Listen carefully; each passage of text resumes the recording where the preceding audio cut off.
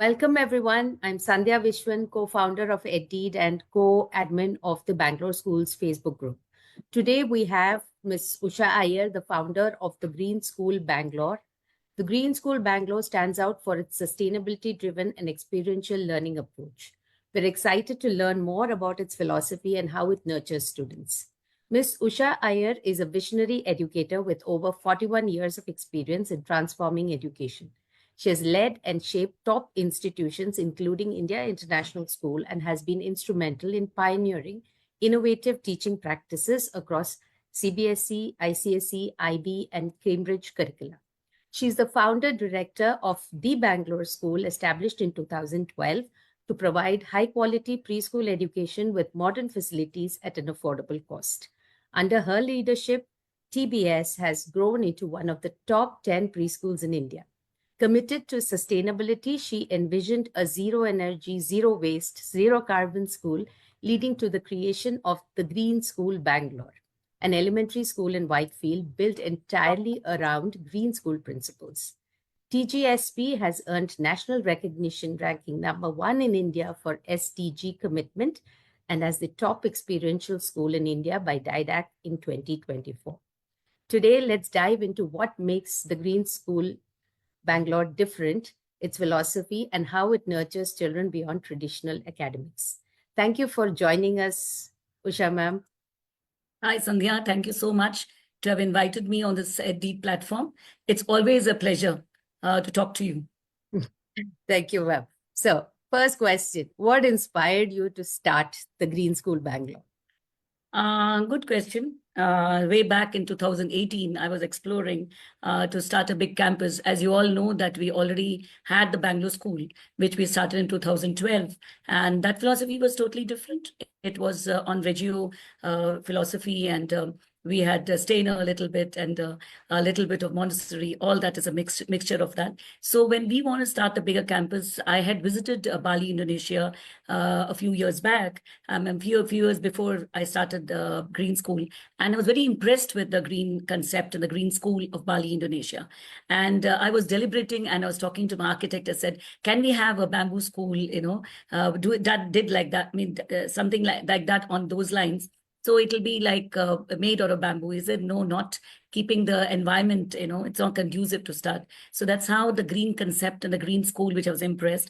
I started the green school in 2019, but I really wanted to make the zero waste, zero carbon and zero energy school the way, the schools are there abroad. But it takes a lot of time to make it a net zero school. We are trying to, strive towards making it a net zero school. Yeah. So even TBS, the Bangalore School, as you said, nature-driven, Reggio, Steiner, all of that has the nature element in it. So this obviously is an extension of that. So you did mention about the core philosophy of the Green School Bangalore. How is the curriculum integrated with the experiential learning and sustainability? Yes, the curriculum is actually integrated because we are basically a design thinking school. And as you all know what a design thinking school is, design thinking is actually on the 4 philosophies or the 4 steps, as you know, Sandhya, right? And we talk about empathy, talk about ideation, talk about prototyping and testing. You know that these are the 4 things. So we wanted to have a school which is not only experiential, but also a design thinking school where children are given that kind of freedom to explore the kind of projects which we will be giving them. We want to put them in the real life situation. And we know that we want to teach, a few subjects like financial literacy and talking about internships. So we want to do it as a part of nature. That's the reason the hydroponic farm came up in the Green School. So we wanted to teach agroeconomics and financial economics, where children can intern in the cafeteria, they can work in the hydroponic farm. And of course, being a design thinking school, the pedagogical approach, that it fosters critical thinking, which is a very, very, very, very important thing. Critical thinking, creativity, and the 3 C's, which you know about it. It allows the students to tackle the complex problems. So that is one of the reasons that workbooks is designed in-house by our school head. And the teachers really work pretty hard to do that. And that can be only done when we integrate all the subjects together. it's a seamless integration. And so the interdisciplinary approach which comes under with collaboration, students from diverse fields such as engineering, business, and art, they come together. That is a STEAM learning. So all these things is a part of the curriculum. And apart from that, all the SDG goals, which you see right in my background as well, that 17 goals is what we work on to make it more comprehensive and more holistic. And these diverse ideas and solutions which children give, it's a very student-centered approach, and the learning experience what they have also is a very hands-on. So by prioritizing the empathy, students are taught to understand the needs and experiences of end users, which actually cultivates a sense of social responsibility. And that's why the whole curriculum is designed such a manner where the Young Entrepreneur Program is part of it, and a social impact project is part of it. And it's a PBCL, which the school head uses, that is a project-based approach. So these assignments, often it involves hands-on projects that offers actually prototyping and iterative feedback, and which allows students to engage actively with the materials and develop resilience, which is again one of our core values, the resilience, respecting nature. And that is again one of the core values. Reflection, they reflect their own ideas and this. So all this is actually a part of this, and of course, their responsibility towards the nature. So these are 4 core values, which is integrated, and the design process is also actually designed around this. So integration of design thinking into the curriculum, actually, it makes the children know how to do the problem solving abilities. So that is the very important thing. And that's for the future challenges, because as you know that the whole world is changing, and that is how the whole, we talk about 21st century skills. And I think we are doing the 22nd century skills, what we are teaching children, Sandhya. Okay, so I can see that the higher order thinking skills are also included into the whole program. Yes. And as I've worked with you, I definitely know you did touch upon there are a lot of this. Maslow's theory, and of course, you have this this entire thing, which is the gamut of it is being used as well. Yeah. So I am aware of how much more of direction you do give to the teachers themselves, and you did touch upon that as you were saying that they are the ones who build the curriculum based on these points that you would want them to, which integrates the skills as well as the sustainability and the nature-based as a foundation there. So that comes to the next important question, because running something like this, the pillars are the teachers. So when you are hiring, what do you look for in the teachers, and what about the training? Because this is very exclusive. You see regular teachers for teaching content that is given, while here it is building. They are on top of things. You mentioned empathy, you mentioned nature. So there's a lot more that is required from the teachers. And I know very well how much, support you give your teachers. And at every event that you are at, I have seen that you give the credit of the school to the teachers. So I know you have a wonderful team, but what is it that is special there with them? Yes, that's an excellent question again, because pedagogy is not only important, as you all know, it's andragogy. And that's what our school head believes in. So she says that, Ms. Manju ma'am says that teachers have to be encouraged in participating in workshops and all that stuff. But that doesn't come immediately, because we get different kind of teachers, who come and join us. So it's very important to tell them that, if you want to be effective teachers, you need to know what is sustainable curriculum all about. So it's a green curriculum what we use. And so they undergo a special training, which encompasses both pedagogical and the environmental competencies. And in fact, this year, we are planning to get them green certification as well. So which is very important for them to understand, yes, we are green teachers. And so we are taking it forward. We connect the social, economic and environmental factors. And that's how they develop the curriculum. As the curriculum is developed in-house, so they have to be trained into the critical. See, many of them come with a different background. As you know, that's a traditional background. And furthermore, integrating the local and the global is very important, as you know. So we also tell them that these are the real life challenges, and this is how you need to develop it. And the project-based approach, not everybody is used to it, because yes, if they come from the IB and the IGCC background, they're aware of the creative and hands-on learning and stuff like this, because they know that they can facilitate collaboration and stuff like this. But if they come with a traditional mindset of just a chalk and talk method and looking at the blackboard, so training programs are being designed by our school head, and which integrates technology as well, because big time we talk about e-learning and everything, because we also have hybrid, as you know, Sandhya, and we also have blended learning. We have not gone away from that, although the pandemic is over, but we're not gone away from that. So you should know that these training program, which equips the educators with techniques for integrating technology with curriculum. We talk about STEAM, means it's also science, technology, engineering, art, mathematics. We added a reading to it. And of course, and that is what the whole thing becomes very, very interesting. And so the effective implementation of a sustainable curriculum in the Green School, it depends upon well-trained educators. They all know about it. So they have to be very proactive towards environment. So if you see many of my activities, for example, I can take an example of teaching math. The math is actually taught with sports. So the children engage themselves in games. We talk about gamification. So these things cannot come automatically. It is designed with the help of teachers, of course. They design the activity. There's nothing which is taken on the internet, nothing which is like taken like ready-made. It's all made by them and saying, hey, look, okay, now dance can be incorporated with math, something like that, which is done. But this all been designed, and this comprehensive training, it is periodical. It cannot just happen like once and then finishes off. No, it's not like that. So it's blends the theoretical, of course, the theoretical basic thing has to be kept, the crux of it, because we're an ICSE school. But along with that, the practical applications is a must. So they know how to apply the knowledge, and that is very important. So people do say that you have an IB methodology. Yes, we have integrated the IB methodology. There is a research methodology, but it's not an IB school. And we also have done hands-on, like a creative curriculum like IGCC. It's a blend of all the three in the lower classes. We talk about PYP and talking about the CIPP. So that methodology is integrated with ICSE, but basic crux is ICSE. That's how it is. Wonderful. I have worked with you. I've heard these principles since the time I was there with you. So I do know how, the program or the curriculum could have been evolved. And it's very important to continue with this. And it's not like you learn one lesson in this class and you learn so many. There are check boxes to tick off after one class. It is a sustained model as well.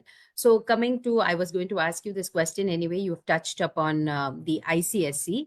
So which are the boards on offer at TGSP, and which all grades are available right now? Yes. Kindergarten has the Cambridge affiliation. So we have got a pre-primary affiliation of that for the Cambridge. There is a UK board, and that's going very effectively. But we don't do only that. We integrate it with Indian, methodology as well, because children ultimately from kindergarten, they go to grade 1.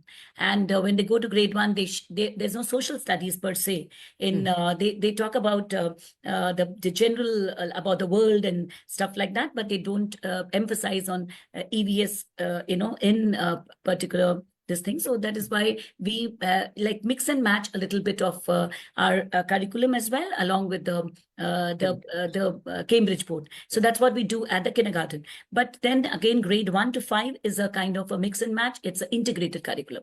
It's not actually pure ICSE. So as I told you, it's like CIPP. There is a Cambridge International Primary Program.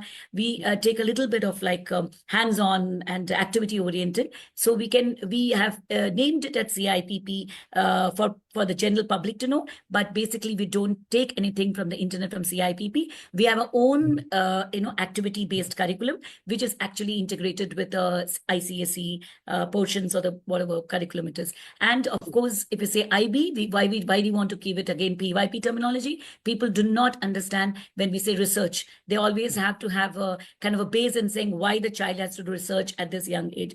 So it's kind of an integrated curriculum. Then after that, 6, 7, 8 is a pure ICSE, the method, the paper, the question paper, which is designed. Everything is according to the ICSE pattern, because we are affiliated to the ICSE board. So that's what only one affiliation is through this year. We are looking for NIOs through you, yes, and we're also looking at doing this IGCSE, yes, affiliation is Okay. in the annual. That is for the grade 9 and 10. We are going to have an affiliation soon. Okay. Which grades do you have this year, ma'am? This year we have till the 9th, the 10th, the first year board, the batch is going, to appear for the board is grade 10 is the 2026 batch, 26 board. Yeah. Okay. So next year will be the grade 10, which is added. Okay. So the ICSE subjects on offer, would you be able to give us what subjects are on offer? Yes, of course. You know that the first group subject, as everybody knows in ICSE, it's English is major. Yes. So we have got 3 there. There is second language, English, second language, Social and of course, we have got that is history, civics, this thing, geography. We divide history, civics, geography in ICSE, otherwise it's social studies, as everybody knows. Then, of course, in the group 2, we have got a choice of maths and sciences, and we've got also choice of maths and commerce. As of now, we don't have the maths and French or something as of now in the second group, because the French is treated as again as a second language only. So not as a in the first group it comes. So there's a French, children have taken French as well as second language, or Hindi, or Hindi, Kannada, and French. This has been offered in our school. Then comes third group. In third group, we have offered theatre. We are number 4 in the country to have offered theatre as one of those subjects, because people generally offer computer science, they offer art and physical science and stuff like this. So there are a lot of things which is coming up next year. People are saying, why don't you offer art? So children who want to take up even physical education as one of those options in the third group. So we are looking at it, because children really can score 100 or 100 in the third group, and that actually boosts their marks in the in the boards. The next step. Yes, boards. But I think that boards is not looked at like that kind of a, with a fear in our school, because as you know that we do it very stress-free. So we have our own way of working on the math and the sciences curriculum. So many of children taken maths and sciences don't have the fear in saying, oh, there's a board coming up next year. As an educator, I totally love this concept, because the hype around boards is so much that the pressure builds up from people around, and not because of the exam.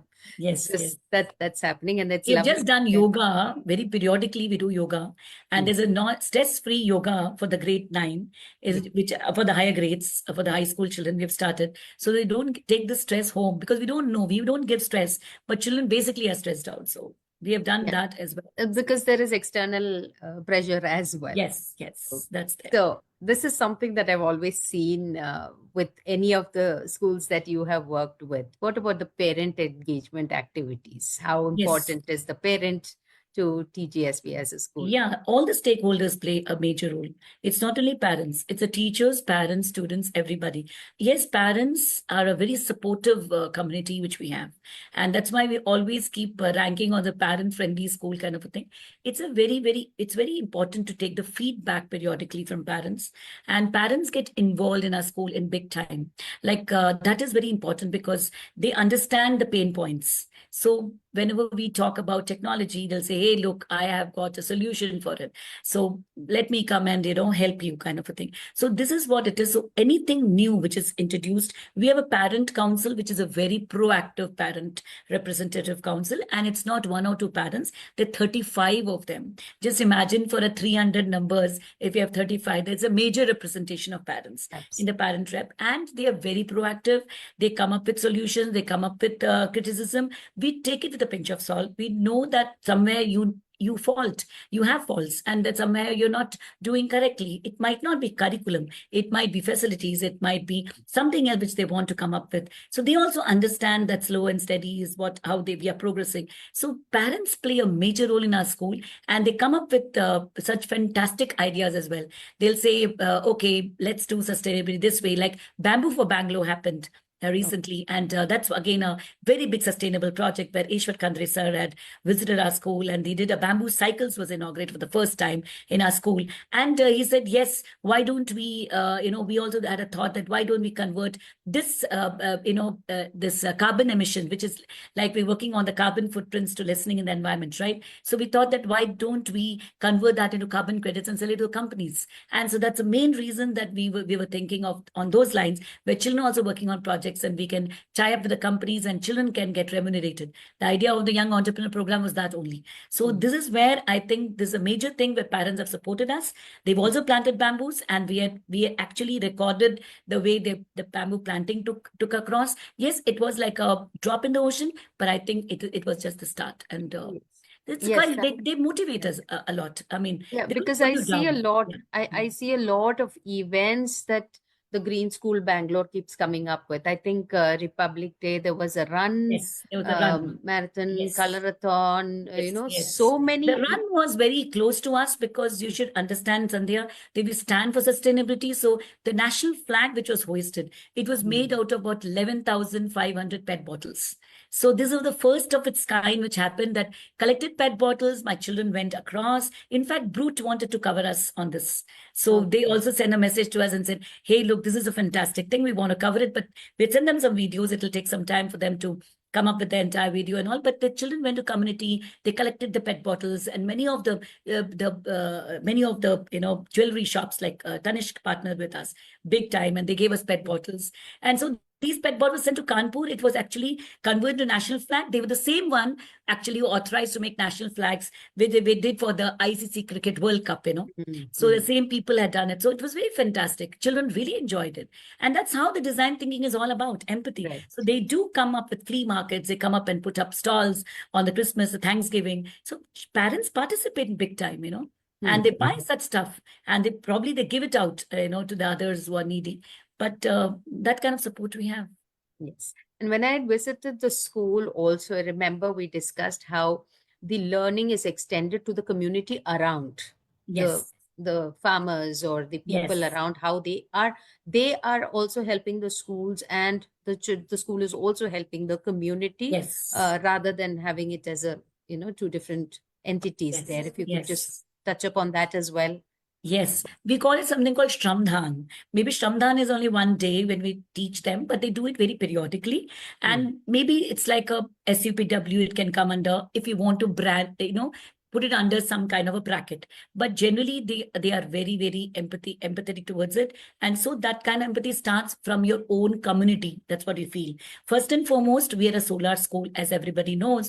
We are trying to be a net zero. So this solar, which is power, which is like 10 kilowatts, which is actually connected to grid now, is actually trying to tell them that we don't want money back if that electricity which we're saving from the solar, which can be given to the community. That's a first step which we have taken towards that, and which children also know about it. They've gone and told even those people. Now, the second thing which are coming up with this March, this Women's Day, the children are planning to go and talk about sanitary pads and the usage of that to the women in the community. So this is a kind of education, but not the ordinary sanitary pads, but talking about bamboo sanitary pads, which can actually be it will just get dissolved in the environment. So that, because they throw the pads around. And so this is a very major issue which you're finding in the villages, where they litter around. They do not know how to segregate the waste. So they have gone there literally and told them like how this waste segregation can happen. And so this wet waste and the dry waste, what we do at school. And of course, we have recycle, upcycle and all that stuff which happens. So we've told them as well that, if you can donate old pencils, don't throw it away. We can, recycle it and we can give it off to somebody. So this is what education is all about, beyond whatever they kind of the cleanliness and the kind of the the synergy really meets well with the farmers and all, because they also come up with this, because there is a land which is coming at the back and it said, hey, look, now you want to expand, so why don't you take the land? So that is how the kind of that the bonding is there with the community. Like they come up with ideas and they come up with this thing because they know that we have gone and educated them as well. So it's a mutual understanding. Great. Ma'am, you had mentioned about the hybrid program that you have. Is it like a separate program, or is it part of the curriculum as and when somebody cannot attend, or can somebody sign up only for the hybrid program? They see it's a part of the curriculum. So it's like that. So there are many children who join us from Chennai. They are attached. They are like part of the curriculum. They're part of the school rather. So we don't call them as hybrid children. We call them as a part of the class. So they join as according to whatever the subjects of their choice. And they might not be able to join for the sports and other things, but they'll be joining on the major subjects. So at that particular time, the timetable is being shared with them. So they become a part of it. Pure hybrid also a few children are doing.